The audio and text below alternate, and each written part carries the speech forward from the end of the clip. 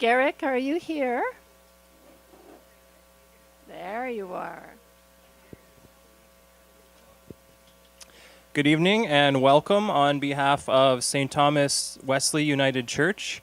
We're pleased to be providing the venue for this important conversation.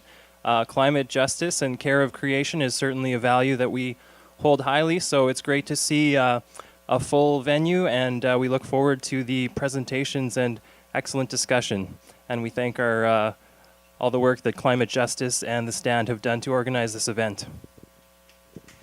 Thank you.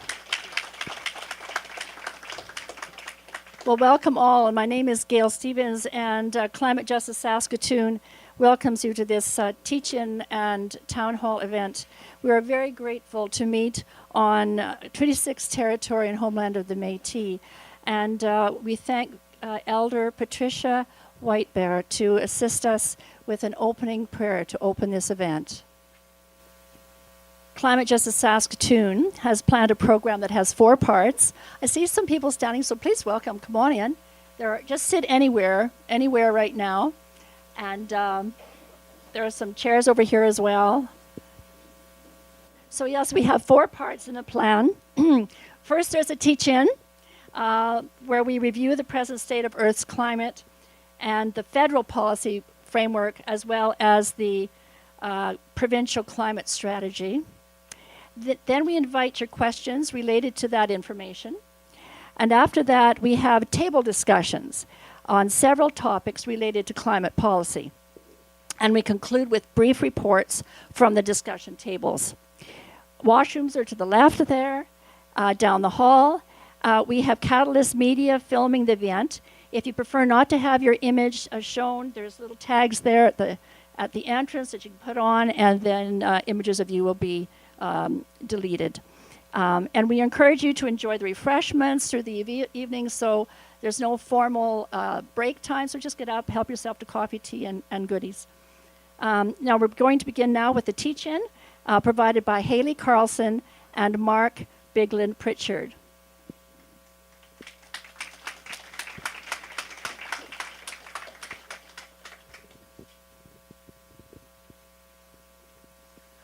I guess we should tell you a little bit who we are. My name is Mark Biglin Pritchard. I'm an energy consultant with a background in applied physics after 2 engineering degrees, but I didn't want to be an engineer. And Haley gets to have the mic now.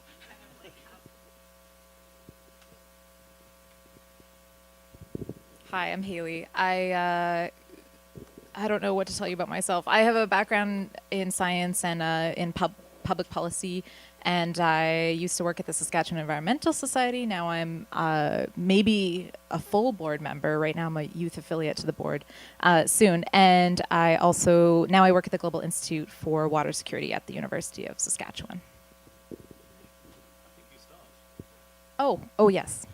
So we just wanted to premise, Mark just told me I was starting with a slide. So we just wanted to premise the discussion around a few points. Mark, if you could bring them up here, just so that we know that we're all agreeing on a few basic facts before we begin talking about the policy implications and solutions that we could potentially pursue here in Saskatchewan. One of those is that the climate is warming. We're all here under that, agreeing on that, that we're the main cause of that warming, that warming has really bad implications for lots of places on Earth, including here, and many of those implications are already a reality for people around the world that don't have necessarily the same amount of privilege that we do here, and we're also really sure that's happening. There's quite a scientific consensus around those facts that we've already established. And it's also possible to take action on this issue. There's lots of good scientific understanding around the various solutions we could pursue. So we're here under the belief that it's technically possible to take action on this issue, and we're going to be brainstorming solutions for Saskatchewan. Okay, so it's my turn now. Let's start with the Paris Agreement of, was it December of 2015? So it feels 2016. November, okay. It feels a long time ago now anyway. And how much progress have we made?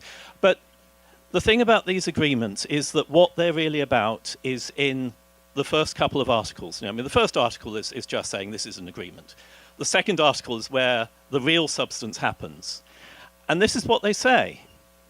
This is what Canada and every other country in the world, with I think now one exception, has agreed to, that we aim to hold the increase in the global average temperature to well below 2 degrees above pre-industrial levels, and pursue efforts to keep it down to 1.5. Now, we're already at 1 degree above.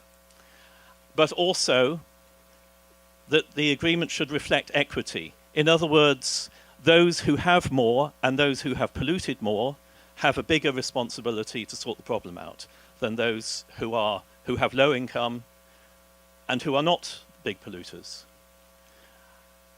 And again, in Article 4, it's in accordance with the best available science. So I take that as meaning that we start from scientific reality. That's where we start. We then move on to economic reality. And we don't do it on the basis of political fudges, because the laws of physics don't permit that. And again, it says on the basis of equity. So that's kind of the background that we're working to. Why those temperature commitments? Well, if we continue kind of the way that we are, the chances are we'll be up to 4 degrees above pre-industrial by the end of the century. And, I mean, you can read. The implications of that are devastating, that the ecosystems on which human life, as well as all other life on this planet, depend, collapse in large measure. For example, about 99% of coral disappears. In fact, more than that. It's 99% at 2 degrees. But look at these. These are ones that are not really paid much attention to the media. Large risks to global and regional food security. It becomes more difficult to grow food. It becomes more difficult to work in the summer in a lot of places in the world because high temperature and humidity just make it impossible for our metabolism to cope. Sea rise, we know about that.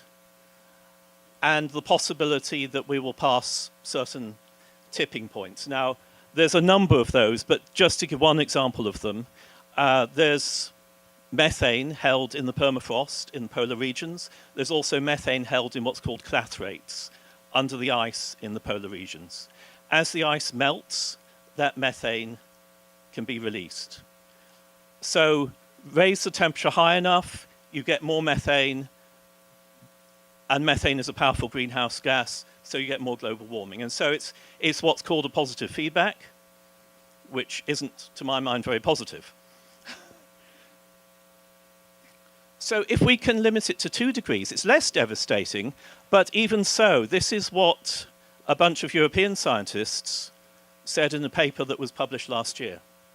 In conjunction with other development challenges, the impacts of climate change represent a fundamental challenge to regional food security and may trigger new poverty traps for several countries or populations within countries. Now think not just of the implications for those people, which are appalling, but what does it mean for international relations? What does it mean in terms of failed states, in terms of an enhanced refugee crisis?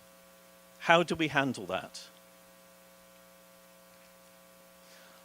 At 2 degrees C, again, you get long periods of intense heat extremes, mostly in the tropics, and long dry periods just outside of the tropics. So we have those issues in terms of crop production and risk to health.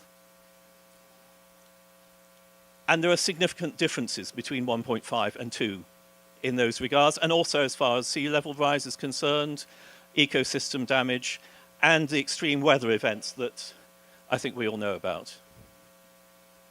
So how do we stay below 2? How do we stay below 1.5? Well, we have to think in terms of carbon budgets. And that's the total amount that we as a global community, the whole of the world, can emit effectively for all time.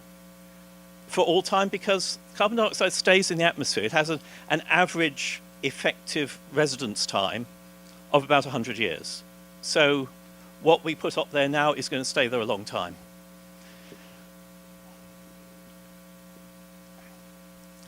The Intergovernmental Panel on Climate Change, in their last big report, AR5, which was in 2013, 2014, they came up with a best estimate on the basis of all the research that had been done up till then of a 2/3 chance of staying below 2 degrees, starting in 2012, of, nice round figure, 1,000 billion tons.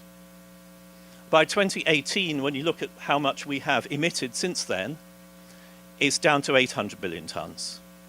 And for a 50% chance of staying below 1.5, it's now about 350 billion tons. Now, those figures may change because the science is always being honed a little bit more. So, don't necessarily remember those figures, but that gives you a broad idea of where we're at, especially as we remember that we are emitting between 35 and 40 billion tons a year. And I should say, this is just carbon dioxide. There are other greenhouse gases. So in coming to these budget figures, they have to make assumptions about what happens with those other gases. So there's two aspects to staying within the budget. There's the demand side, there's what we consume, the energy we consume and therefore emit carbon dioxide. And then there's the supply side, where corporations are pulling stuff out of the ground for us to burn. So what are the implications for consumption? Well, reduce our emissions. And there's some of the suggestions, and you're going to come up with more later. But in order to get even below 2 degrees, we have to be on this path here, more or less, this RCP 2.6 path. Now, you may notice something about that it actually goes below 0. And we don't actually have the technology to do that at the moment. So this is kind of a risky graph.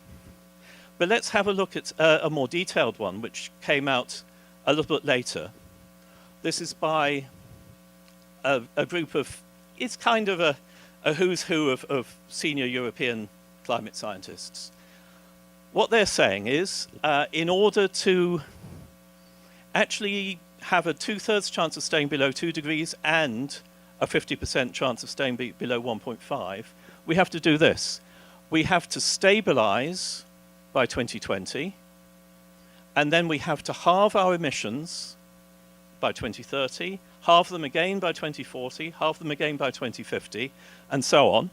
That means, those of you who've done the appropriate maths courses will know that means a 7% reduction every year, each and every year, as a global community. Now, as a global community, there are countries that can't do that either because they're not emitting very much at the moment or because they can't afford it. We are rich, we are emitting a lot. So we have a duty to do better than 7%. But there's more. They also say, well, we need these carbon sinks. We need to dump a whole load of carbon dioxide into the ground. And again, we don't have the technology to do that.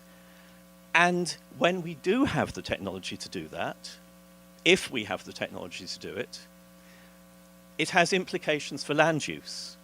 We basically have to grow a lot of trees in places where maybe we wanted to grow crops. Or maybe there was a thriving ecosystem there that we wanted to protect. And we then cut down those trees, grow new ones so that they're capturing the carbon dioxide. But the old ones we burn and we shove the carbon dioxide underground. That's the idea. Some climate scientists, people like Kevin Anderson, Glenn Peters, again Europeans, are saying we can't rely on that.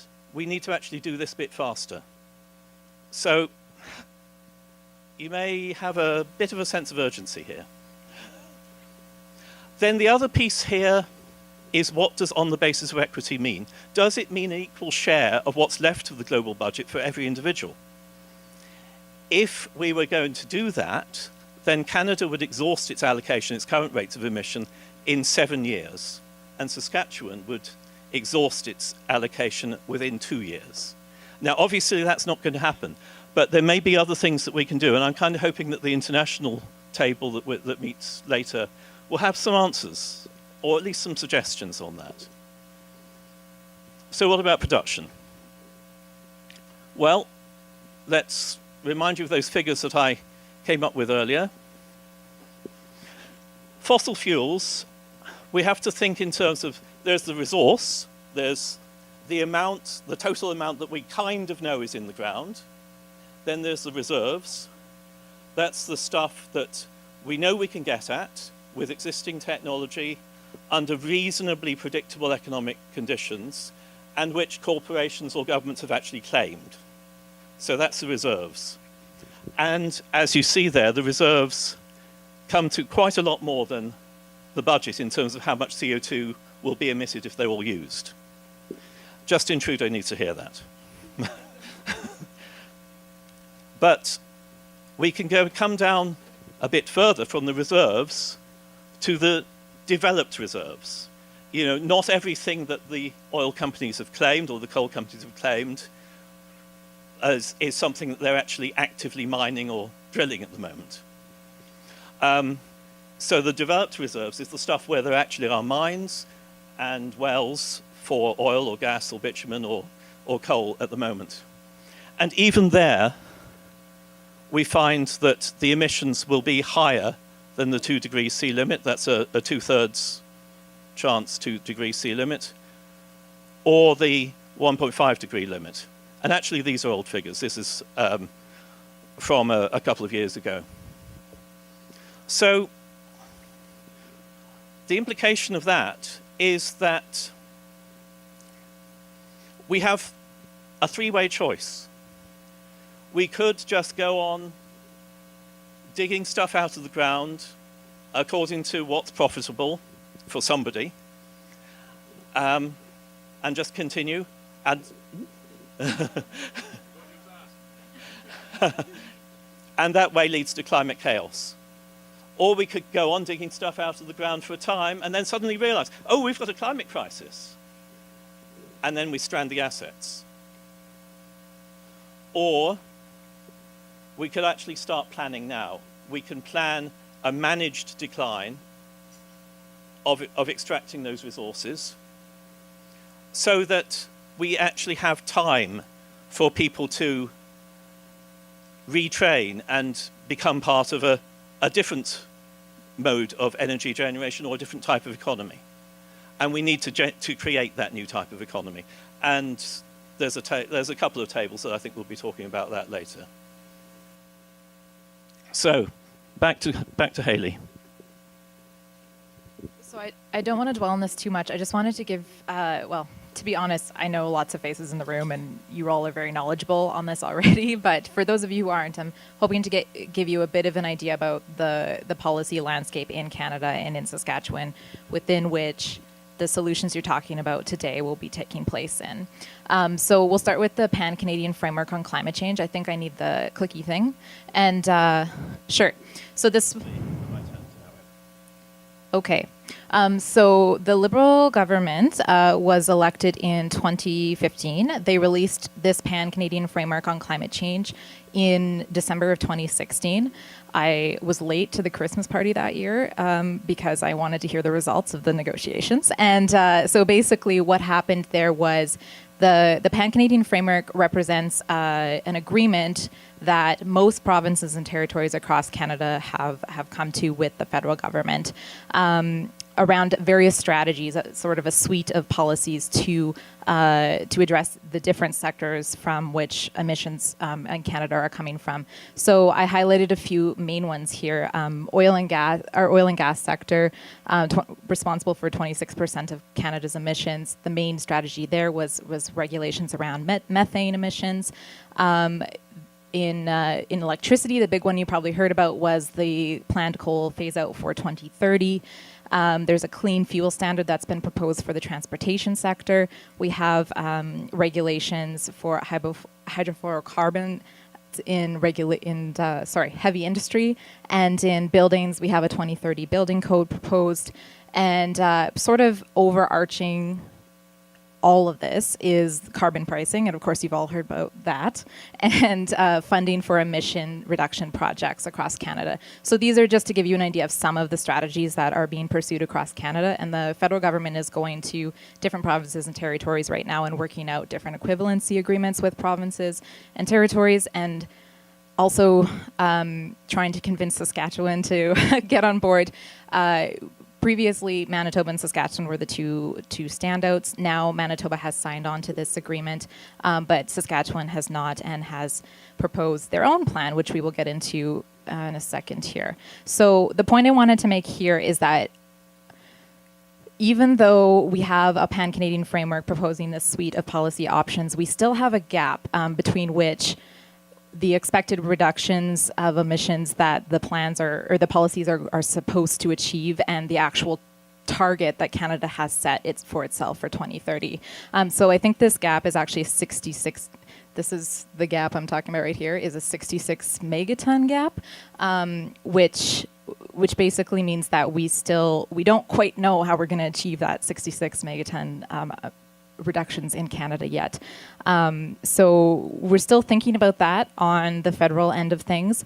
And I also wanted to mention that the Liberal government was elected with a platform of strong climate action, but they have retained the target from the previous Conservative government of the 30% reduction in 2005 emission levels by 2030, which is generally regarded internationally as this chart says highly insufficient target.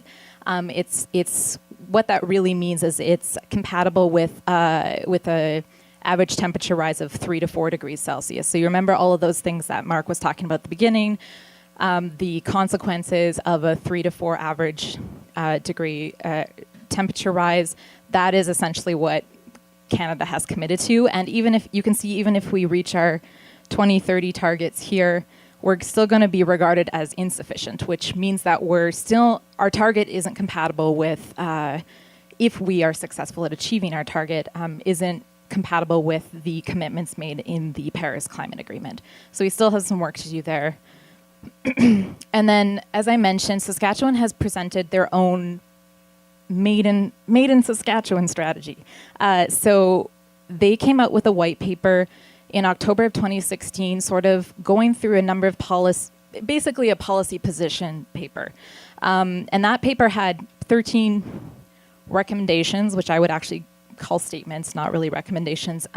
6 of those were around what Saskatchewan can't do, so things that our government doesn't believe that would work in Saskatchewan, like a carbon tax. And about 7 of them were what we thought the federal government should do for us. So I didn't get a lot of tangible things out of that particular white paper. Now we have this prairie resilience strategy. Before that, SaskPower had announced that they would be pursuing 50% renewables generating capacity by 2030. So basically that means, as we increase our fleet to 2030, we will be bringing in a generating capacity that's 50% renewables. I'll get into that a bit later, but then this paper came out, and I will go over here. So just so you know where our emissions are primarily coming from here. I think this was a graph that Mark did, actually, because I've never seen it before. So you can see over time, where our emissions are coming from. The big ones are electricity, mining, oil and gas. Fugitive emissions are this blue one, I think, here. And then agriculture and forestry is up here as well. We're also really large. You'll often hear the argument in Saskatchewan that we're not large absolute emitters. I think the phrase is 10% of 2%. But we're large per capita emitters. You can see here, if you're looking at our per capita emissions between 2009 and 2013, we're actually the largest per capita emitters in Canada. So we have a lot of work to do on that end, if you're thinking about it from an equity angle, especially. Now this chart is from a recent Auditor General report. Is it an Auditor General report? Basically, all the provincial auditors, well, most provincial auditors and the Auditor General did a combined assessment on climate action across Canada. And this was a chart from this most recent assessment, I think came out 2 weeks ago. And you can see here, I think the point we wanted to make with this graph is that most of the other provinces and territories have, had a downward trajectory here, while Alberta and Saskatchewan are going up, and even our projections aren't that great. And I'm not actually sure if these projections include the proposed measures under the climate resiliency framework, but either way, it's not a great picture. So here we get into the SaskPowers Commitment. And as I said, this is their plan to have 50% of their generating capacity as renewables by 2030. But if you add up the generating capacity coming from fossil fuel-based generating sources and non-fossil fuel based, they're approximately the same. What we're doing in Saskatchewan is we're moving from coal to natural gas. And so we're going to have, I think it's 3,300 megawatts coming from fossil fuel based resources today. And this is, in 2030, we're going to have 35,000 megawatts, which is it's even worse than we're doing today. So what we're doing is we're meeting a lot of our increased demand with renewables, rather than it's not really representing a transition away from fossil fuel-based electricity sources. And some of the other measures that were proposed, I think there's like 40 plus measures that are actually proposed in the climate resilience paper that came out. A lot of them are exploratory, like the province has indicated they will be exploring options. A lot of them focus around adaptation. We'll be investing in water resources research, that kind of thing, to increase the resiliency of our natural and physical systems against the impacts of climate change. But some of the more tangible things we're getting out of this are, as I talked about, the SaskPowers Commitment, but also sector-specific output-based performance standards on facilities emitting more than 25,000 tons of CO2 equivalent per year, which basically is a carbon price, to be honest, on large emitters. So it's going to be based on emissions intensity. Once you cross a certain emissions intensity threshold as a large industrial emitter, you will be able to make a series of options. So you might be paying into a fund, or you might be trading with a different industrial emitter to have them lower their emissions on behalf of you, that kind of thing. So it operates very similar to a carbon price. And the other big one we're going to be experiencing here is regulations on our methane emissions, which are 17% of our total provincial emissions. So those regulations, we'll see how they kind of play out as the details emerge. They haven't quite emerged yet. Could have the potential to make a big impact here. And I think the other one that we're watching carefully, at least I'm watching carefully, is this implementation of an offset system, because I think, and Darren, you can probably add to here, we're not quite sure right now the offset system getting credit for, say, the carbon sequestered in our soils and forests could end up, depending on the accounting, there could be a case made that could reduce half of our target, and could count for half of our target in Saskatchewan, which is a controversial issue. So I think we'll dive into that more maybe at the tables, but right now I think that there's sort of a faction of people pushing for us to be getting a lot of credit for our soils and for our forests, and there's other people who are saying maybe that doesn't quite represent the reductions the hard work we really need to be putting into making reductions. So I wanted to also touch back on this. This is, I guess, an independent source of how we're doing in Saskatchewan. And this is essentially how we scored in that Auditor General's report that I talked about earlier, where we had the positive findings in Saskatchewan were that we were in the process of developing policies related to reducing greenhouse gas emissions, and also starting to look at an adaptation plan. But in every other category, we got a red X in a circle. So it wasn't the greatest report card for Saskatchewan in terms of climate action. We didn't, and to be honest, none of the provinces and territories did stellar. So, but I don't think that we let's put it this way. We'd like to see that the teeter-totter move more in this direction in the future, and that's what today's about. So I'll pass back to you. I think we're done. Well, I think it's time for questions now.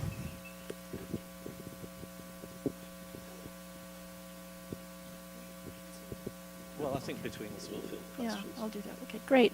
Well, yes, it is time. We've set aside 15 minutes for you to raise questions of both Mark and Haley based on the information that you've received. And maybe just because we have a lovely crowd here this evening, just sort of raise your hand so I can recognize you. And I would ask that you speak very loudly so that everybody can hear. And if you have a soft voice, please allow me to repeat the question so that everybody can hear. So yes, and actually we're doing extremely well in terms of timing. So I think that I'd suggest that we extend the question period by another 10 minutes. And so I would say until 10 to 7. So yes, it's actually to 5 to 7, yeah. So, any comments or questions? Mostly questions right now. It's a lot of information. Yes, there's one there. Oh, sorry.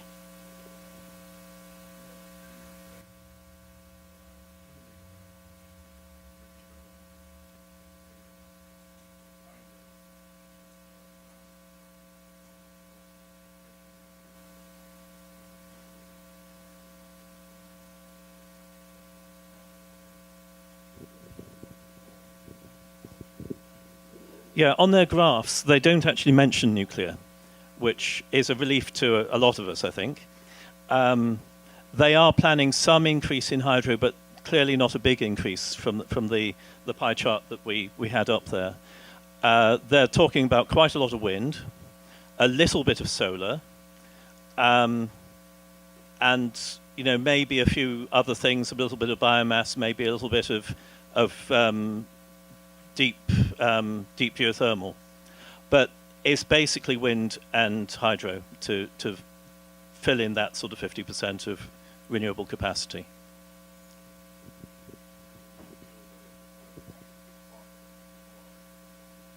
I believe it's possible to do a lot more.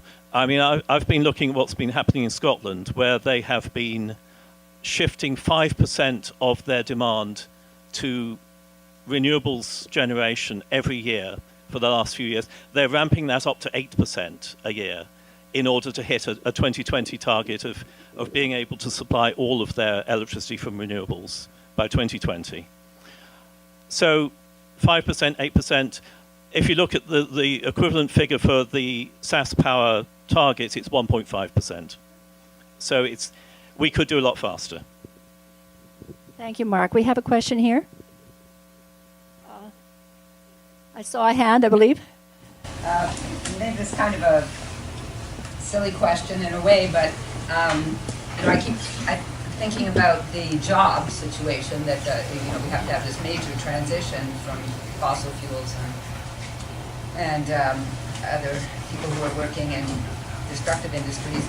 I keep thinking about planting trees, and I'm wondering, Mark, has anyone done work on that? How many trees would have to be planted to make a difference? So the question is, thinking about employment impacts of the transition into renewables, has anybody done any research in terms of the number of trees that would need to be planted? I don't know. Good question, though. Any other questions? Has anybody figured out why SaskPower doesn't want to concentrate on solar and really push solar? We got all kinds of rinks that are built by Quonsets with roofs that could be sloped towards the sun in some cases. We've got flat roofs on schools. They've got lots of solar capacity. We know that. So why are they dragging their feet? Is it a government policy directed at them, or is it a self-developed policy of SaskPower? So the question is, do we know why SaskPower is not focusing more on solar resources? We don't really know. We can speculate. I could speculate here, but if the media are here, then they may write down what I said, and I may get punished for it. So, but I think one thing that you will hear from SaskPower engineers, and you heard a lot more in the past than you do now, is, well, solar is a variable resource. Well, they call it an intermittent resource. And so we can't integrate it into the grid very easily. And yes, there is an engineering challenge there. But it's an engineering challenge which other utility companies have faced. Other questions? Here at the back. Yes. I have been at meetings like this for I don't know how long. And I just want to ask with this guy here. With Mark, right? Mark? Yes, meetings over there by 8th Street and Broadway. And one summer we were going by the river. Nancy Gray Eyes was there with a whole lot of us. I just want to know, how long have you been at this? How long have you been at this, Mark? Too long. In one way or another, since we first heard, the science has been pretty solid since the late 80s. I mean, it looked pretty solid actually before that. And, we're now knowing that the oil corporations, at least Exxon and Shell, had been doing their own research and actually had been ahead of the game because they had better computers than everybody else. And so they knew that climate change was on its way, but they hushed it up in the 80s. But, certainly by 88, it was well known in the scientific community, well enough known for scientists who are pretty cautious people to bring it out into the public and say, look, this is a serious issue. So at that time, I thought, if I work on energy conservation as an engineer or as a physicist, then, I'm doing my bit. I've had to shift into policy because that just wasn't true. Thank you. Other questions? Yes, there's one over here. What about wind energy? It seems to me that if they combine the wind and the solar, they may get enough energy that we could get along faster. And also about the retrofitting. Is there any efforts being done on retrofitting old residences and so on for improvement to see? So there's two questions. The question is there a potential for the blending of both wind and solar to satisfy our targets? And secondly, what is being done in terms of retrofitting plans? Mixing wind and solar helps. It doesn't help quite enough. You need to do other things. You need to add in much more quick response means of generating electricity as well. Because there'll be times in winter when it's a very still day and it's very misty. And that may happen for a few days at a time. So, we do need to have other options there.